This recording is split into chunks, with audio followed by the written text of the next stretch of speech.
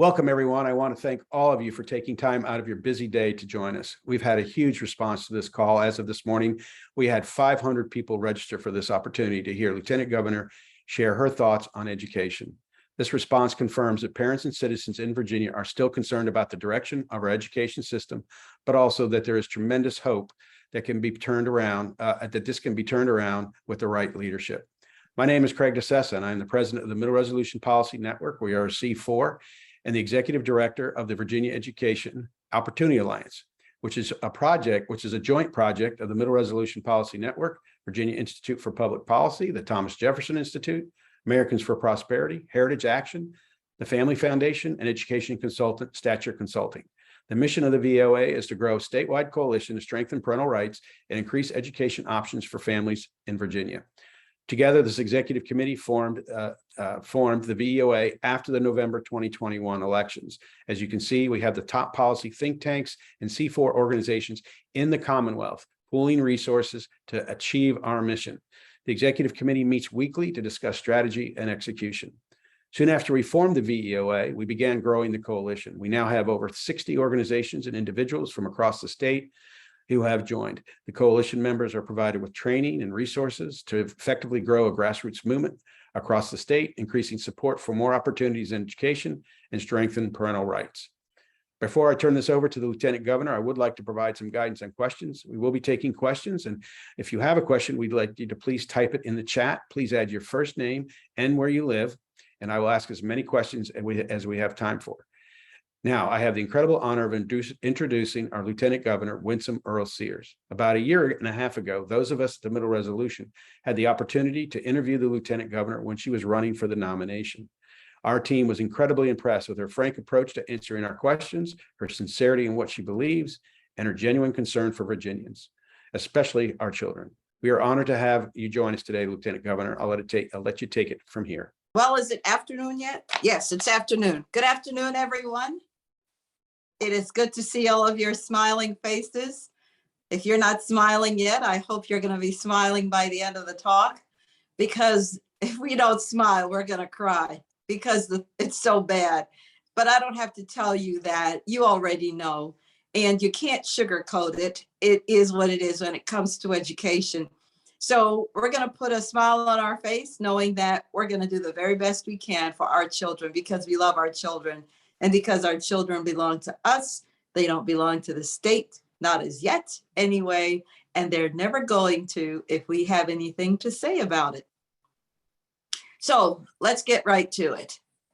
We have a new governor and new me as Lieutenant Governor, new Attorney General, and thank you so very much for also giving us a house that we can work with. And we have 4 years to try to get this thing right. We're actually in our 7th month, coming up close on 8th month in office. It feels like we've been there forever because the fight has been so great. But you know, if it's worth fighting, it's worth fighting. And that's what we're doing. We are going to need a Senate that we can work with. And unless we can change next year, maybe 1 or 2 members, we're not going to really get what we need in order to move ahead for our children's sake, because our children are needful of us to make the fight because they can't fight for themselves. And we want to be sure that when they say to us later on, Mom, Dad, what did you do? What did you do to make sure that I could get a good education? We want to say we did the very best that we could. So I'm looking at a report throughout the campaign. When I started with education, because education is foundational. Without a good education, you get nowhere. And we know this, we all know this.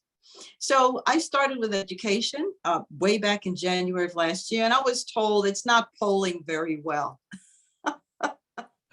Not polling very well. As if education has to poll very well. We're talking about our future. We're talking about our children's future. So I stuck with it because I knew that, you know, you can talk about political parties all that you want, but when you're talking about my child, now all bets are off. That's a totally different story. So we talked about education, and certain things started happening. And, you know, as they say in poker, certain folks showed their hand, and enough parents realized what was really going on. And they made a different decision this year. And it moved from being a Republican issue to an all Virginia issue. And that's good. That's absolutely good for our country, for our Commonwealth. Well, the governor got right to work. You know, we tried to get some charter schools through, and almost immediately you could see that wasn't going to go anywhere. We couldn't even get it out of committee. And the committees in the Senate are stacked such that they're so disproportional. For example, I believe the Rules Committee, it's maybe 7, you know, or nine Democrats to maybe 3 Republicans. So even if you have some like-minded, it's just not going to go anywhere. You can't even get it out of committee to get it on the floor where we can really talk about things in more public, as they say. So I see that it looks like some people have lost sound. I don't know if we want to check that to be sure. But in any case, the governor decided, all right, so we're going to get what we can get, and then we'll come back and fight again next year. And that's how wins are. Sometimes they're not outright victories, they're incremental. So we pushed lab schools. And some of you may know that I used to be vice president of our state board of education. And so I could see the problems really firsthand. You know, you have access to the same information. The only thing was I was the one with the seat at the table. So I could really talk about certain things and vote on certain things. And it stayed with me. So here we are now, 10 years removed from that, but 20 years, even before my stint on the Board of Education, I brought forward a lab bill. Yes, I did. And we got it through the House, got it through the Senate. Mark Warner was the governor at the time. You know, we all came in together, Mark Warner, governor, and we couldn't get anywhere because even though we got it through, and this was actually starting with Hampton University, the school boards, the local school boards killed it, still couldn't get anywhere. So we've got to go even deeper, more fundamental. Well, I say all that to say, we're coming back to the lab school issue that I put forward, got through 20 years ago. So the governor decided to run with the lab schools. What was very strategic about that is that we had 2 Democratic senators who themselves were able to avail themselves of lab schools when they were kids, Senator McClellan and Senator Hashmi. And so it would behoove them to help vote for lab schools so that we could get this thing through, so the kids would have some sort of choice, you know, in education.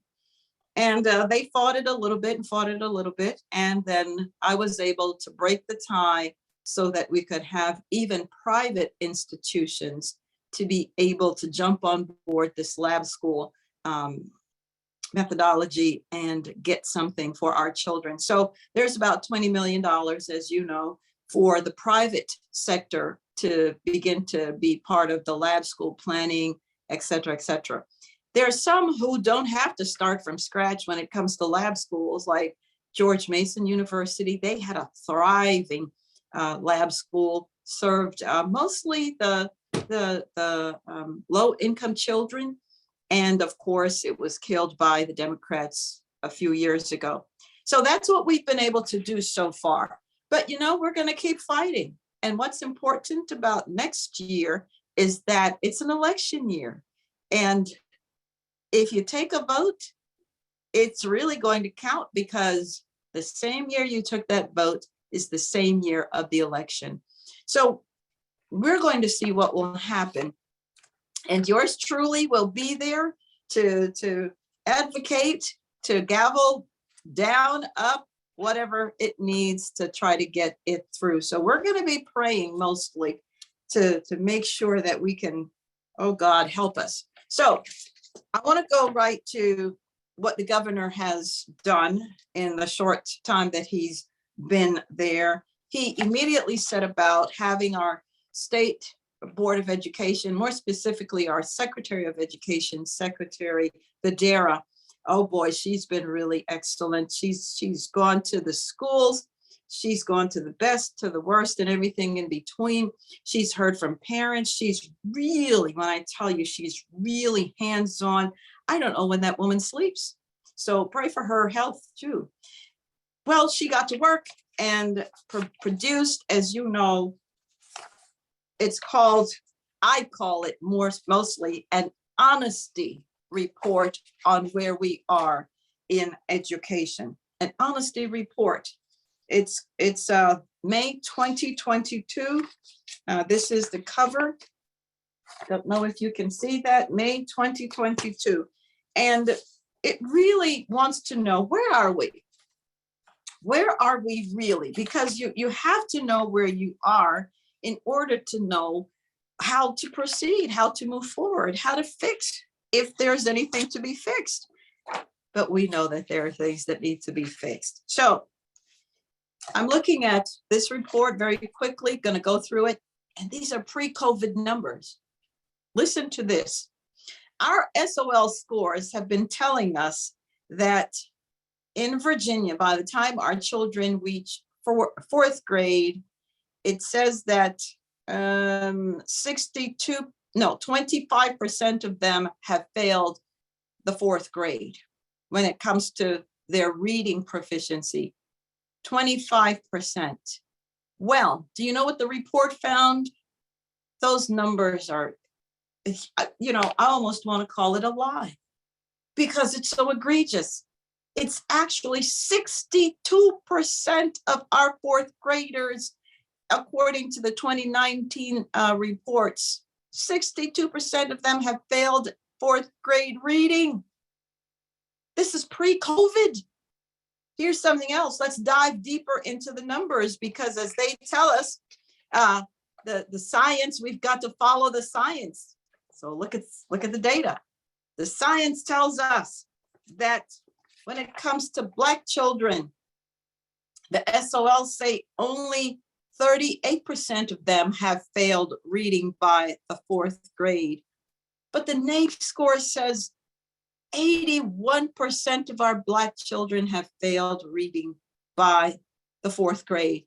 For the Hispanic children, the SOL say only 36% have failed, as if 36% is a good number. My God. Well, the NAEP score says no. It's 74% that have failed. And I'm not even going to go any further because the math numbers are even worse. So good people, what are we going to do about this? Are we going to let ourselves be cowed, or are we going to fight for our children? We're going to fight for our children. That's why you're on this call. This is not a Black, a white, a Latino, a Asian. No, this is about a child. There are children. There are children behind these numbers. And what is going to happen to our children if these numbers hold? These are pre-COVID numbers, pre-COVID. You already know the truth. And the truth is the situation has gotten even dire. We have visited schools, not just the secretary, but I myself have visited schools. I have visited private schools. I have visited public schools. I have visited schools in between. I have visited hybrid schools. I watch the children, and in some of these schools, there is no hope. The children have no hope. I talk with them. There is no hope in their voice. They look forlorn. I don't care about the politics. I'm just done with it. I am just done with it. They call us white supremacists as Republicans, and unfortunately it's breaking down along party lines for those who have an agenda. It's breaking along party lines in the Democratic Party, unfortunately. But for the people, they don't really care. They want their children to learn. And I look at these children and I ask myself, what is to become of them? So we're going to help them. Thank you for caring, because I can't do it by myself. And indeed, a lot of you have had your hands at the plow a lot longer, and you've continued to stay in that fight. And some of us, when the fight was a little bit much, maybe we've not retreated, we've just gotten some rest, and the rest of us came forward.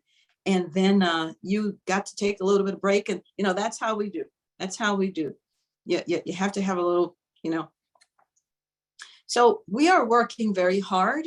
Next year, we've got some things that we're going to be pushing with. And it's not that it's going to take courage. It's going to take stick-to-itiveness. Stick-to-itiveness. We will not accept anything that looks like a defeat. We will continue to fight. We will stay on the battlefield, because you lose 100% of the battles that you walk away from. Again, I remind you that we as Republicans wanted to reopen the public schools, and they called us white supremacists for wanting to do that. And yet we now see the numbers that because the children weren't in school during COVID, they have suffered greatly. There's one school system I visited, and the teacher said to me, normally the children come to me 2 years behind. Now, because of COVID, they're 4 years behind. She says, what am I supposed to do? How do I help these children? So we've got hope. And Secretary Gadara, we were looking at a system with her the other day of accountability. And it is going to be open to any school system that wants to take advantage of it. And I think it will also lessen the workload of our teachers, because it will identify the gaps in their education. And I wish I had had this for my children when they were coming up. Why? Because I myself, I'm very involved in my own children's education, because you have to.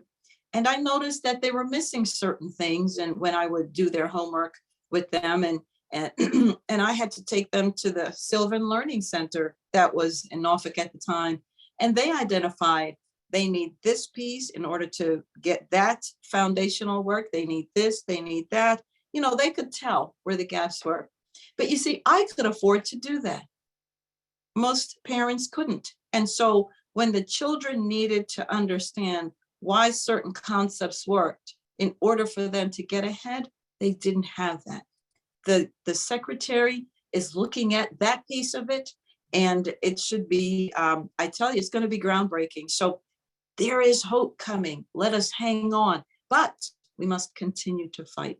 We must fight for our children so that they can have a hope in a future. Some of you have probably heard me say, this is a national crisis. It's a national crisis. And an uneducated population is a danger to itself. We're having to fight the Chinas of the world, the Russias of the world. And when you look at the international tests, some of you know about the PISA test, where it tests 15-year-olds throughout the globe in 3 subjects: reading comprehension, science, and math. We are desperately far behind. I don't even, just look at it for yourselves, those of you who are not familiar with it. So this is a national security crisis. And I'm going to stop now. And here where you are, we almost lost the EISTC. You saw that. And in fact, the EISTC was 1 vote away from being gone altogether. My opponent said she was going to get rid of it if she won the lieutenant governorship, and so did the rest of them. But thankfully, that didn't happen, and we were able to stave that off. So we got to keep our hands to the plow, and I'm going to stop now. I'm muted. Thank you so much, Lieutenant Governor, for your enthusiasm and your support. As we all know, our future lies with our children, and who controls the education of our children controls the future of our country. So it's critically important that all of us here on this call get engaged, because the lieutenant governor cannot do it by herself. The governor can't do it by himself. They need our support from outside of the General Assembly, pushing on our legislators to let them know what we want in education.